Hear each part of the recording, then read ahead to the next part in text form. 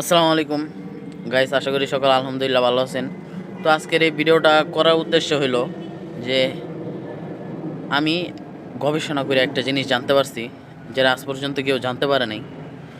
অনেক অনেক গবেষণা করা লাগছে গাইস, তো অনেক তাহকিক করা লাগছে এই বিষয়টার উপর।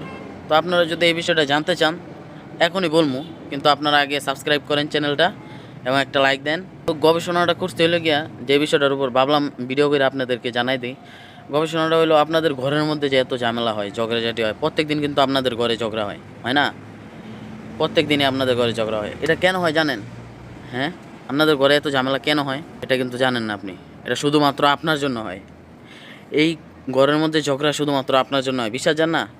আমি কই কোন কোন কারণে। এই যে আপনার বাপ মার কথা শুনেন না, আপনার বাবা মায় যা কয় তা শুনেন না, নিজের মতো চলেন, চলাফেরা করেন, তারপর 5 ওয়াক্ত নামাজ পড়েন না, জিকির আজকার করেন না, কোরআন তেলাওয়াত করেন না। এই সব কারণে আপনার ঘরের মধ্যে সবসময় অশান্তি লেগে থাকে। এই আপনার ঘরের মধ্যে খালি ঝগড়া হয় শুধুমাত্র আপনার জন্য। এগুলো কেন করেন ভাই? হ্যাঁ কোন তো, এগুলো না করলেই তো হয়। হ্যাঁ, এগুলো না করলেই তো পারেন। বাবা মার কথা শুনবেন, কোরআন শরীফ তেলাওয়াত করবেন, 5 ওয়াক্ত নামাজ পড়বেন, তাই তো হয়, তাই না? এগুলো আর করবেন না দয়া করে। 5 ওয়াক্ত নামাজ পড়বেন, বাবা মার কথা শুনবেন, ঠিক আছে? আসসালামু আলাইকুম। এটাই হলো আমার গবেষণা।